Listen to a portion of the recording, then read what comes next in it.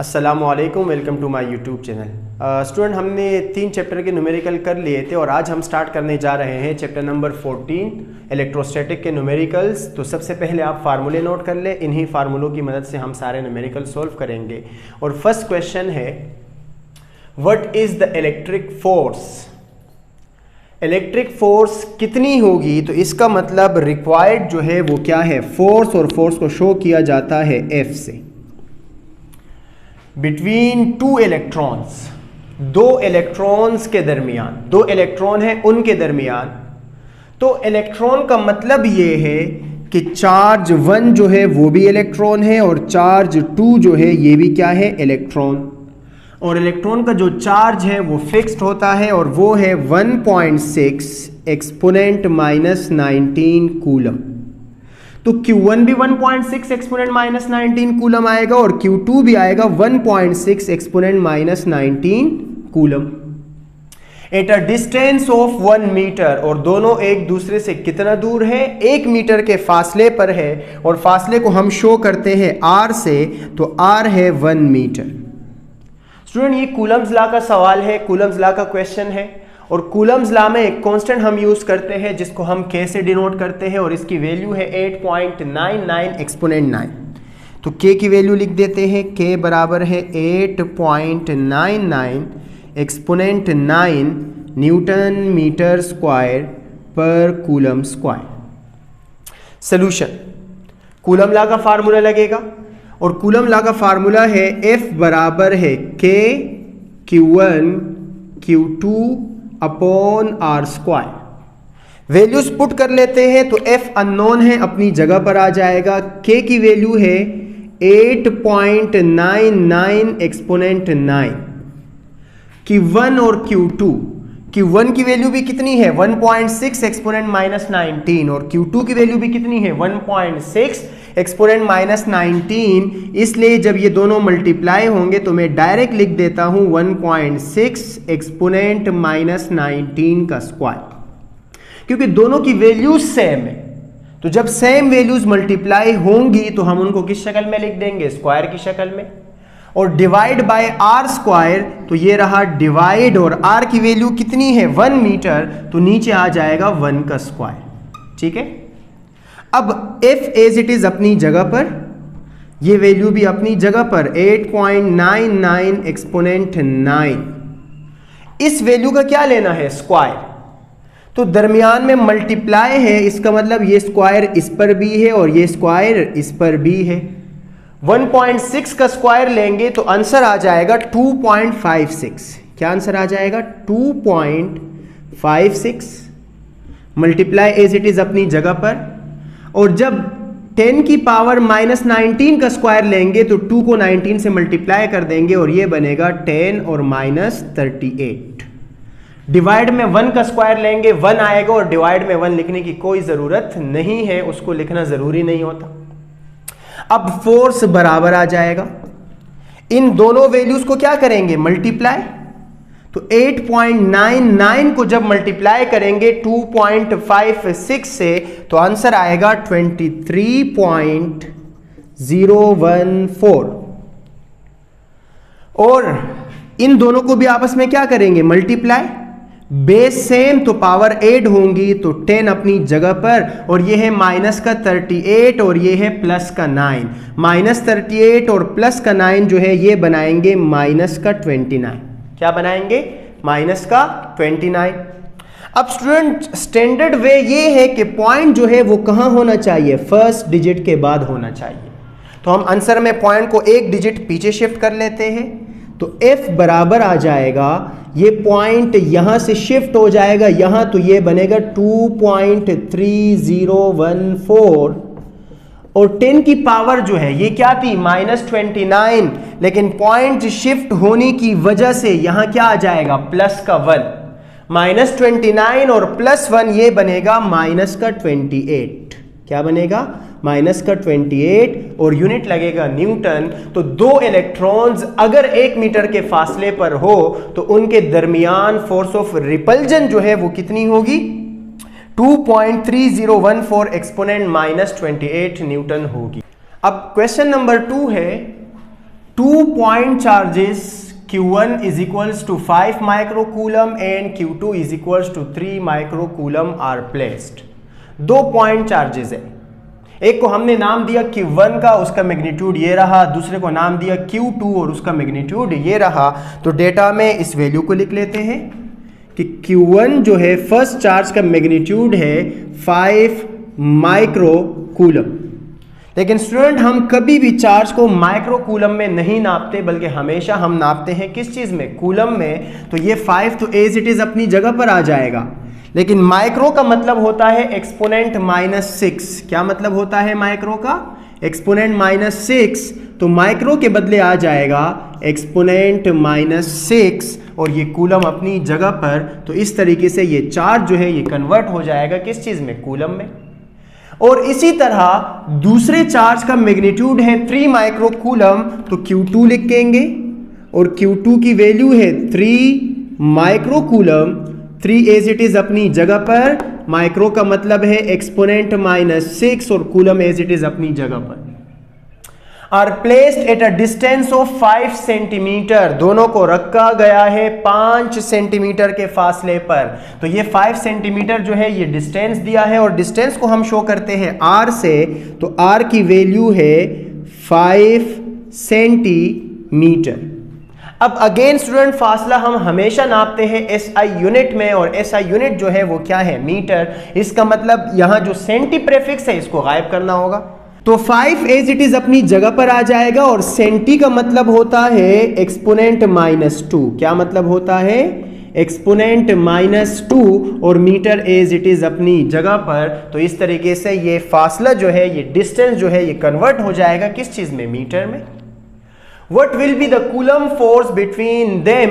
दोनों के दरमियान कूलम फोर्स कितनी होगी? इसका मतलब रिक्वायर्ड क्वांटिटी जो है वो F है, जबकि कांस्टेंट जो कूलम लॉ में होता है वो K, और K की वैल्यू आपने याद करनी है, वो है 8.99 एक्सपोनेंट 9 न्यूटन मीटर स्क्वायर पर कूलम स्क्वायर। ठीक है, सोल्यूशन की तरफ चलते हैं। सोल्यूशन अगेन फार्मूला लगेगा कूलम्स लॉ वाला, और कूलम्स लॉ वाला फार्मूला है F बराबर है K Q1 Q2 upon R square. Values put कर लेते हैं। F अननोन है, F हमें नहीं पता, फाइंड आउट करना है, तो F एज इट इज अपनी जगह पर आ जाएगा। K की वैल्यू है 8.99 एक्सपोनेंट 9। Q1 की वैल्यू है 5 एक्सपोनेंट -6, 5 ये रहा एक्सपोनेंट -6। Q2 और Q2 की वैल्यू है 3 एक्सपोनेंट -6, तो यह आ जाएगा 3, यह आ गया -6 डिवाइड बाय R स्क्वायर। तो R की वैल्यू हमारे पास है 5 एक्सपोनेंट -2, तो यह आ जाएगा 5 और यह आ जाएगा एक्सपोनेंट -2 और इस पर क्या आ जाएगा, स्क्वायर, R का square. F as it is अपनी जगह पर आ जाएगा, ये वैल्यू भी एज इट इज अपनी जगह पर 8.99 एक्सपोनेंट 9। सबसे पहले इन दोनों को क्या करते हैं, मल्टीप्लाई। तो मल्टीप्लाई करने के लिए ये 5 मल्टीप्लाई होगा किस चीज से, 3 से। 5 3 से जवाब आएगा 15। क्या आंसर आएगा, 15। अब बच गए पावर्स। तो जब एक्सपोनेंट -6 को मल्टीप्लाई करेंगे एक्सपोनेंट -6 से, तो अगेन बेस सेम, तो पावर क्या होंगी, 8। तो मल्टीप्लाई में 10 को एक दफा लिखेंगे, -6 और -6 क्या हो जाएगा, माइनस का 12। तो जब इन दोनों वैल्यूज को मल्टीप्लाई करेंगे आंसर आ जाएगा 15 एक्सपोनेंट -12 डिवाइड में है इस वैल्यू का स्क्वायर।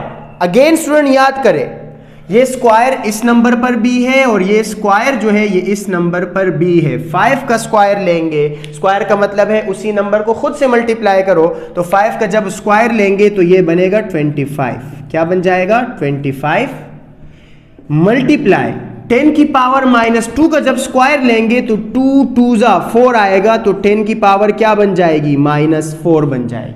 क्या बन जाएगी, -4।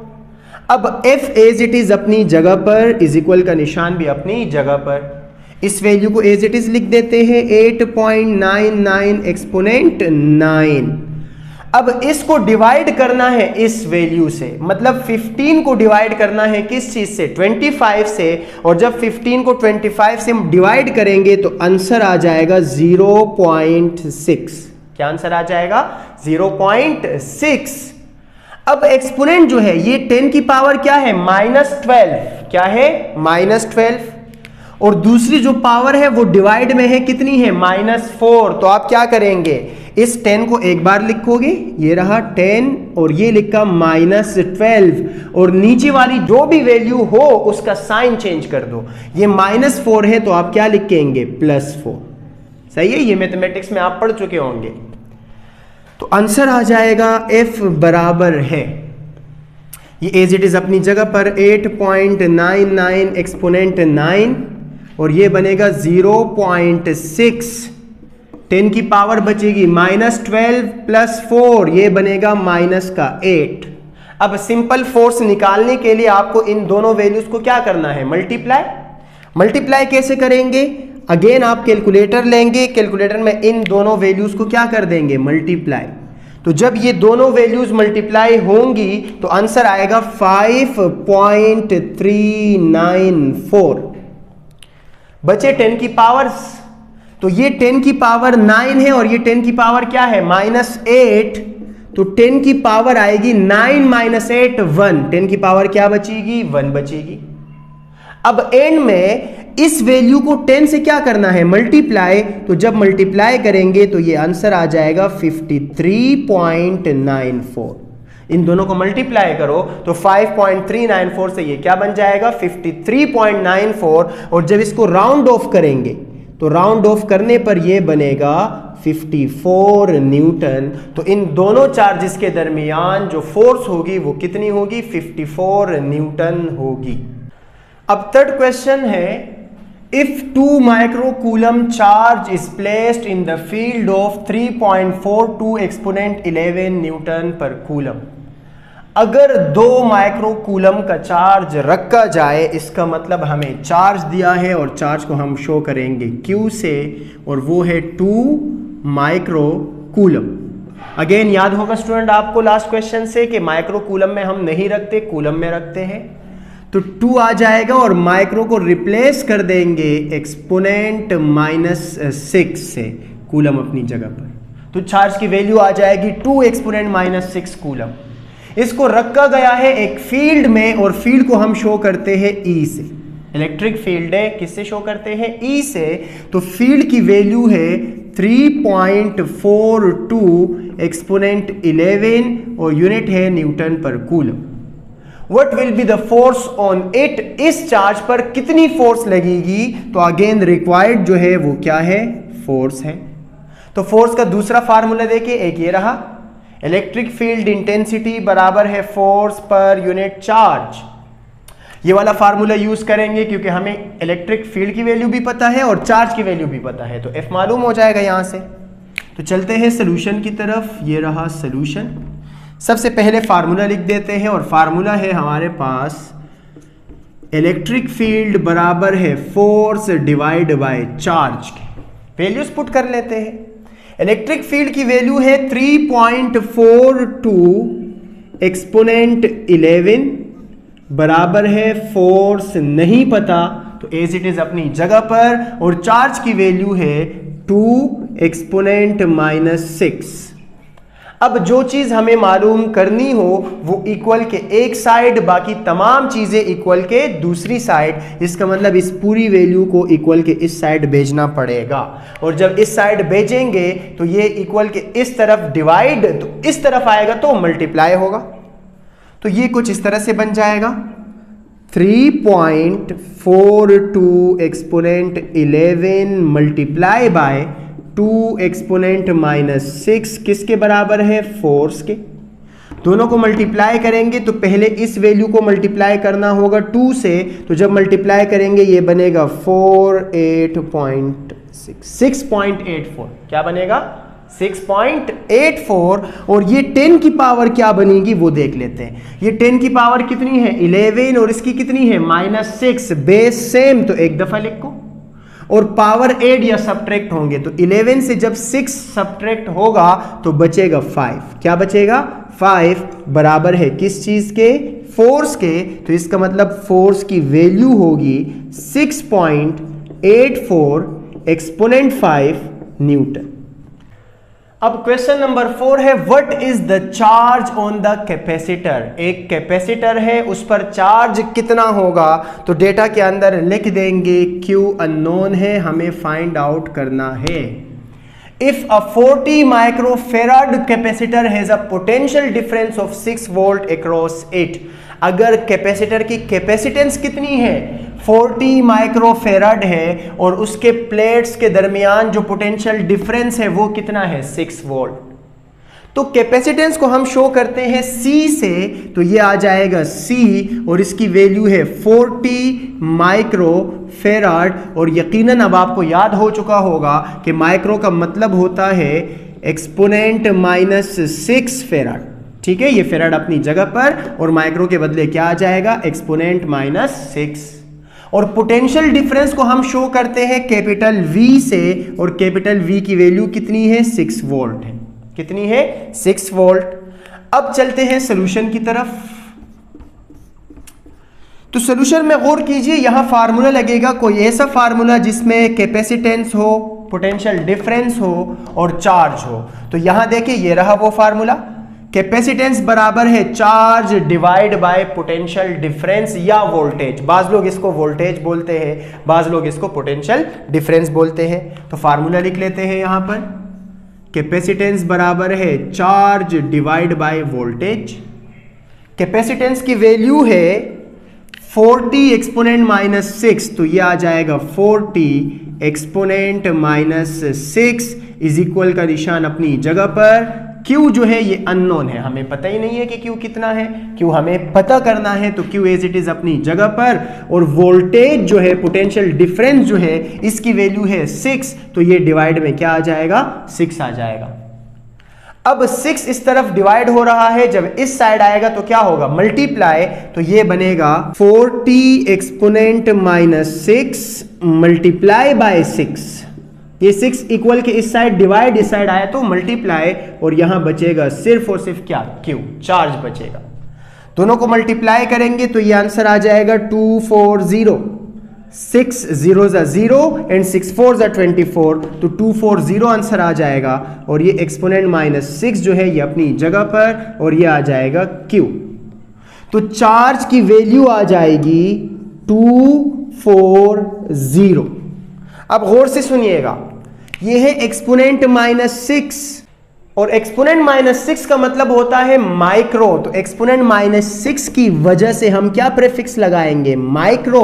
और चार्ज का यूनिट होगा कूलम, तो ये आ जाएगा 240 माइक्रो कूलम। कि उस कैपेसिटर के प्लेट्स पर जो चार्ज स्टोर होगा वो कितना चार्ज स्टोर होगा? 240 माइक्रो कूलम चार्ज स्टोर होगा। Potential difference between 2 points is 100 volt. कोई 2 पॉइंट्स है और दोनों पॉइंट्स के दरमियान जो पोटेंशियल डिफरेंस है, जिसको हम V से शो करते हैं, और वो कितना है? 100 वोल्ट है। If an unknown charge is moved between the points. अगर किसी अननोन चार्ज को, कोई ऐसा चार्ज है जिसकी वैल्यू हमें नहीं पता, उसको मूव करवाया गया इन्हीं 2 पॉइंट्स के दरमियान, the amount of work done is 500 joule. तो हमें कितना काम करना पड़ा? 500 जूल वर्क करना पड़ा। तो ये हमें दी गई है वर्क डन की वैल्यू, जिसको हम शो करेंगे W से, और ये कितना है? 500 जूल है। Find the amount of charge. मालूम कीजिए कि वो चार्ज कितना होगा, उसका मैग्नीट्यूड क्या होगा। तो Q हमें फाइंड आउट करना है। सॉल्यूशन अगेन चेक कीजिए, कौन सा फार्मूला लगेगा? हमें वोल्टेज पता है, वर्क डन पता है, Q फाइंड आउट करना है। तो गौर से देखिए, वोल्टेज पता है, वर्क डन पता है, और क्या फाइंड आउट करना है? Q, चार्ज फाइंड आउट करना है। तो फार्मूला लगेगा वोल्टेज बराबर होता है work done divide by charge के। वैल्यूज पुट कर लेते हैं। वोल्टेज की वैल्यू है 100, तो यह आ जाएगा 100 बराबर है, वर्क डन की वैल्यू है 500, तो ये आ जाएगा 500 और चार्ज जो है ये क्या है, अननोन। अब स्टूडेंट जो चीज़ हमें पता करनी हो, बार बार मैं ये जुमला कहता हूं कि वो चीज़ इक्वल के एक साइड, बाकी तमाम चीज़ें इक्वल के दूसरी साइड, तो इसलिए चार्ज जो है ये यहां से यहां आ जाएगा और ये 100 जो है ये इस साइड से दूसरी साइड चले जाएगा।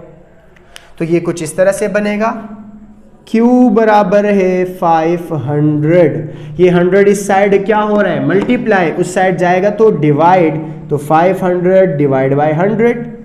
और स्टूडेंट जब 500 को डिवाइड करेंगे 100 से तो आंसर आएगा 5, और चार्ज का यूनिट होता है कूलम, तो वो चार्ज जो है वो कितना होगा, 5 कूलम का होगा।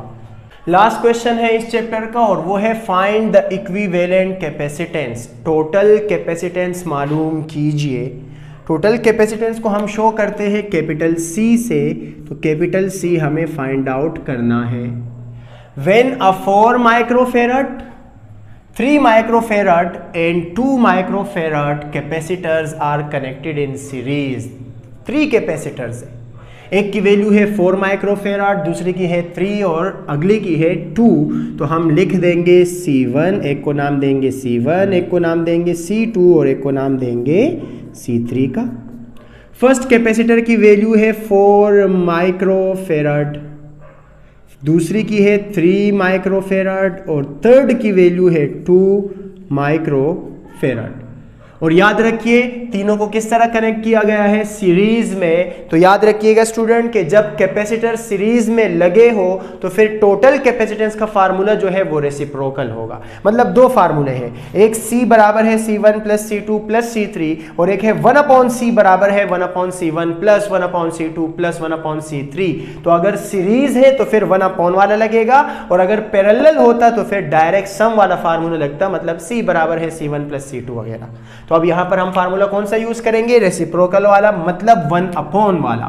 सॉल्यूशन फार्मूला लिख देते हैं, 1/C बराबर है 1/C1 plus 1/C2 plus 1/C3। Values put कर लेते हैं, 1/C एज इट इज अपनी जगह पर, 1/C1, C1 है 4, कितना है 4 प्लस 1/C2 की वैल्यू है 3 प्लस 1/C3 की वैल्यू कितनी है 2। अब स्टूडेंट हो सकता है बाद स्टूडेंट के जहन में क्वेश्चन आया हो कि यहां हमने चेंज क्यों नहीं किया, बाकी जितने भी क्वेश्चंस है वहां हमने माइक्रो को हटाया और इसके बदले एक्सपोनेंट -6 लगाया, तो यहां क्यों नहीं हटाया। दरअसल जब भी आप टोटल कैपेसिटेंस मालूम करो तो फिर अगर सारे यूनिट सेम हो तो उसको चेंज करने की ज़रूरत नहीं है। C1 का यूनिट भी माइक्रोफेरड है, C2 का भी माइक्रोफेरड और C3 का भी क्या है, माइक्रोफेरड। तो C का जो आंसर आएगा वो भी किस चीज़ में आ जाएगा, माइक्रोफेरड में आ जाएगा। तो इसलिए इसको कन्वर्ट करने की कोई ज़रूरत नहीं है। फजूल में सवाल जो है वो क्या हो जाएगा, आपके लिए मुश्किल हो जाएगा, सोल्व करना थोड़ा सा मुश्किल हो जाएगा आपके लिए। अब स्टूडेंट इन तीनों वैल्यू का क्या करना है, एलसीएम लेना है। और यकीनन आप मैट्रिक में पढ़ रहे हो तो आपको एलसीएम लेना आता होगा। अगर नहीं आता तो मैं ज़रा इजी वे बता देता हूँ। नीचे नंबर्स को देखिए, यहाँ 4 है, यहाँ 3 है और यहाँ क्या है 2। हम कोशिश करेंगे कि ये जो नीचे नंबर्स है ये क्या हो जाए, सेम हो जाए। तो ऊपर वाले को भी और नीचे वाले को भी हम किससे मल्टीप्लाई करवाए, 3 से, क्योंकि मैथमेटिक्स का रूल है 3 से 3 कटेगा, वापस क्या बच जाएगा 1/4, तो हमने कोई चेंजिंग ही नहीं की। तो ये क्या बनेगा 12, ये क्या है 3, तो दोनों को मल्टीप्लाई करेंगे किस चीज से, 4 से। ये है 2, तो दोनों को मल्टीप्लाई करेंगे किस चीज से, 6 से। तो डिनोमिनेटर जो है ये तीनों का क्या हो जाएगा, सेम। और जब डिनोमिनेटर सेम हो जाए तो फिर तो ऐड करना बहुत आसान है। आप कुछ भी नहीं करें, सिर्फ एक लाइन कीजिएगा। तो नीचे चेक करें हर जगह क्या आ रहा है 12, तो हम नीचे क्या लिख देंगे 12 एक दफा, और ऊपर आ रहा है 3 1 जा 3 प्लस 4 1 जा 4 प्लस 6 1 जा 6। सबको ऐड करेंगे तो ये बनेगा 3 4 7 7 और 6 13 और नीचे क्या आ जाएगा 12। अब स्टूडेंट हमें क्या चाहिए, C चाहिए। ये वैल्यू किस चीज की आ गई, 1/C की। तो अगर दोनों साइडों को रेसिप्रोकल कर दें तो C बन जाएगा। किस तरह बनेगा देख लेते हैं। इसको रेसिप्रोकल कर दिया, C ऊपर लिखा और 1 कहां लिखा, नीचे। तो ये 12 ऊपर जाएगा और 13 कहां आ जाएगा, नीचे। अब स्टूडेंट डिवाइड में 1 लिखने की ज़रूरत नहीं होती, तो देखिए खुद ब खुद C बन जाएगा। तो C बराबर है 12 डिवाइड बाई 13, और जब 12 को 13 से डिवाइड करेंगे तो आंसर आएगा 0.92। यूनिट क्या लगेगा, याद कीजिए, यहाँ C1 का यूनिट क्या था, माइक्रोफेराड, C2 का क्या था, माइक्रोफेराड, C3 का क्या था, माइक्रोफेराड, तो C का यूनिट भी लगेगा माइक्रोफेराड। तो इस तरीके से चैप्टर नंबर 14 इलेक्ट्रोस्टैटिक के सारे न्यूमेरिकल प्रॉब्लम जो है वो हमने सॉल्व कर लिए। तो इंशाल्लाह मिलते हैं नेक्स्ट वीडियो में, तब तक के लिए अल्लाह हाफिज़।